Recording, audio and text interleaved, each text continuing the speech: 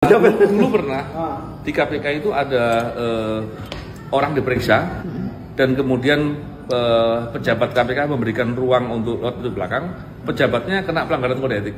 Oh. Nah itu boleh tuh nanti dilihat. Pernah juga kan pakai naik lift karyawan. Ya kan kalau sekarang kan di KPK kan liftnya dua tuh. Ada lift untuk pejabat, ada lift buat Pengunjung lah. Ya pegawai lah gitu ya. Pegawai. Kalau buat pengunjung, buat tamu nggak ada, karena tamu untuk diperiksa itu ada tangganya. Iya, tangga ke atas. Jadi kalau lewat yang jalan nggak semestinya, itu melanggar SOP di KPK. Apapun alasannya, dia alasannya menghindari kerumunan massa. Enggak lah, nggak ada kepentingan itu. Masa nggak bisa dijaga kalau masalah keamanan ya? Nggak mungkin dong. Ya kan? Nggak boleh ada perlakuan berbeda. Iya. Oke? Tutup ya Bang. Yo, silakan. 3 kasus kakap yang seret ex-Menkumham Yasona Lauli.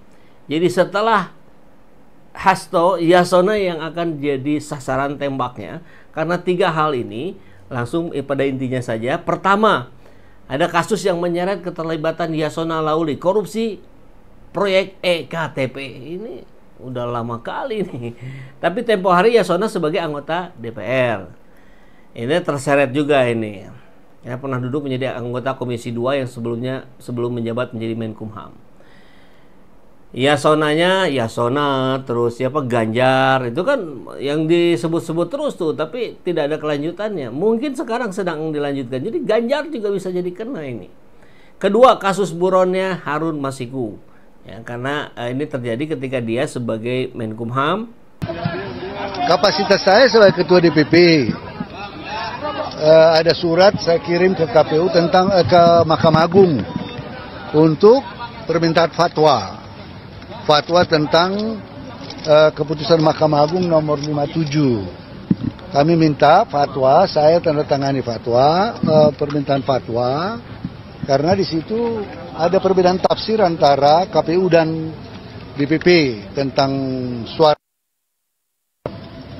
Saya kirim surat ke DPP. Ke Mahkamah Agung, itu yang pertama. Yang sebelumnya kan itu riwayat diri apa segala macam, SK DPP, SK biasalah, itu formalitas. Tapi inti pokoknya sebagai ketua DPP, ya sebagai ketua DPP, saya mengirim surat permintaan fatwa ke Mahkamah Agung. Ya karena waktu proses pencalekan itu terjadi tafsir yang berbeda setelah ada judicial review. Ada keputusan Mahkamah Agung nomor 57 ya. 57.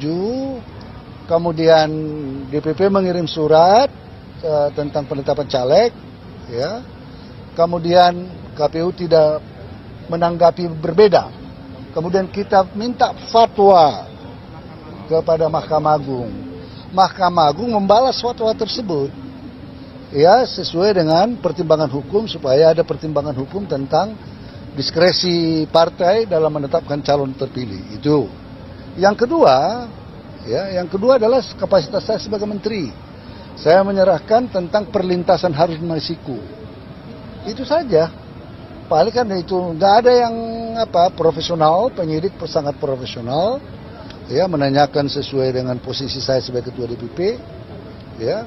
Kemudian posisi saya sebagai Menteri Hukum dan HAM mengenai perlintasan Harun Masiku. Itu saja, ya. Berapa pertanyaan tadi Pak diajukan oleh? Ya itu kan pendidikan di mana, kemudian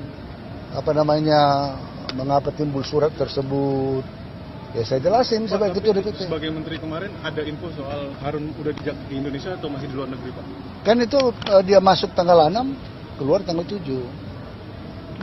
Keluar tanggal 7, masuk tanggal 6. Masuk tanggal 6, keluar tanggal 7. Dan baru belakangan keluar pencekalan. Itu aja, nggak ada. Paling turunan-turunan yang memfollow up. Betulnya kan udah selesai lama karena banyak demo. Nggak bisa keluar kita. Pak, Ya. dalam pertanyaan itu sempat ada pertanyaan terkait dengan keberadaan Harun Masiku nggak sih Pak ke Bapak? Tidak ada. Tidak ada sama sekali. Tahun berapa dan bulan apa ya Pak? Ya 2020. Ya. Ya, kemudian Yang ketiga, monopoli bisnis di lapas. Ini juga disebut turut andil karena diduga memberikan karpet merah kepada anaknya, yakni Yami Terna Tirta Jaya Lauli untuk memonopoli bisnis di dalam lapas. Di mana-mana bisa jadi bisnis, termasuk di dalam lapas ya. Jadi ini tiga kasus besarnya Yasona yang akan mudah membuat KPK menciduk Yasona. Yasona Lauli membantah tudingan bahwa anaknya Yami Tema Lauli yang merupakan pimpinan Yayasan Jera terlibat dalam monopoli bisnis di lapas.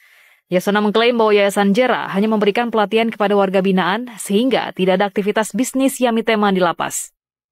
Sebelumnya isu keterlibatan Yami Tema dalam bisnis di lapas terkuak setelah aktor Tio Pakusadewo menyebut ada anak menteri yang terlibat dalam monopoli bisnis di lapas. Hal itu disampaikan Tio dalam wawancara bersama presenter Uya Kuya. Tio mengungkap kondisi dalam rumah tahanan atau lembaga permasyarakatan selama ia mendekam di balik jeruji besi tidak mengerikan seperti pemikiran orang. Tio menyebut di dalam ada sebuah kamar mewah, bahkan ada peredaran narkoba yang bebas. Potongan video wawancara itu kemudian dikomentari oleh akun Twitter @partaisosmed yang menyebutkan bahwa anak menteri yang dimaksud adalah Yami Tema Lauli yang tergabung dalam Jera Foundation dengan perusahaannya PT Natur Palas Indonesia. Hal senada juga diungkapkan Wakil Menteri Hukum dan HAM Edward Omar Syarif Hiraij yang membantah rumor soal anak Yasona Lauli dan menyebutnya sebagai informasi yang menyesatkan. Profesor Edi juga menyampaikan bahwa pembinaan narapidana yang dilakukan oleh Yayasan Jera sangat baik dan pihaknya akan mendalami isu yang beredar. Alih-alih membuktikan anaknya tidak terlibat dalam bisnis di dalam lembaga pemasyarakatan, Yasona justru menyinggung Tio Pakusadewo yang terlibat pelanggaran berat saat diminta menjadi pelatih dari Yayasan Jera. Bahkan Tio harus menempati sel pengasingan. Kemudian satu lagi menteri ini secara publik tidak terlalu sering muncul ya. Satu menteri ex PDIP tersangkut kasus. Siapa namanya? Arifin Tasrif diduga melakukan pelanggaran hukum dalam administrasi. Itu mantan menteri ESDM. Jadi ini juga bisa jadi kena ya. Ini kasusnya persetujuan pertambangan minerba.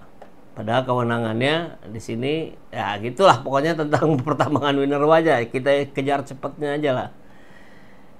Jadi Yasona berikutnya, kemudian Arifin Tasrif, mungkin juga Ganjar kena, dahsyat luar biasa. Hasto mau buka-bukaan korupsi petinggi negara, kata Maki.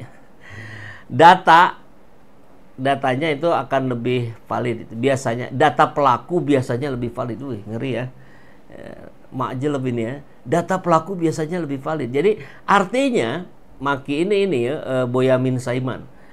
Boyamin Saiman ingat ya, kita harus ingat nih. Bapaknya yang anaknya Boyamin itulah yang menggugat MK sehingga Gibran Raka Buming Raka bisa lolos. Nah, kita ingat-ingat itu anaknya Boyamin Saiman, ketua Maki, masyarakat anti korupsi katanya. Almas Sakib Biru mendadak jadi perbincangan. Mahasiswa Fakultas Hukum Universitas Surakarta ini menjadi buah bibir setelah gugatannya mengenai syarat capres dan cawapres dikabulkan Mahkamah Konstitusi. Dalam gugatannya, Almas meminta MK melakukan uji materi terhadap pasal 169 Undang-Undang Nomor 7 Tahun 2017 mengenai pemilu dengan menambahkan frasa paling rendah 40 tahun atau berpengalaman sebagai kepala daerah. Pemuda asal Solo ini mengaku senang setelah MK mengabulkan sebagian gugatannya. Almas menyebut dikabulkannya gugatan itu merupakan hasil perjuangan bersama rekan-rekannya. Ya, saya jelas merasa senang karena ya apapun ini usaha yang telah saya dan rekan-rekan saya perjuangkan ya dalam rangka untuk menguji atau mengetes ilmu yang telah saya dapatkan juga dalam masa kuliah. Ya saya senang dengan dikabulkannya sebagian gugatan tersebut. Jadi ya siapa yang bisa kita percaya? Tapi tidak apa-apa lah, ini makjelep juga ini. Data pelaku biasanya lebih valid. Artinya dia menganggap bahwa ya kalau infonya dari PDIP, ya mereka pelakunya ya pasti lebih valid dong. Nah, kan kurang lebih begitu. Jadi ajang saling bongkarnya akan betul-betul kejadian ini gitu. Nah, mantan pacar Kaisang Pangarep, Felicia Tisu ya. bertemu dengan Sekjen Hasto. Dalam kesempatan itu bertanya apa itu gratifikasi. Ya, ini gimmicknya ya.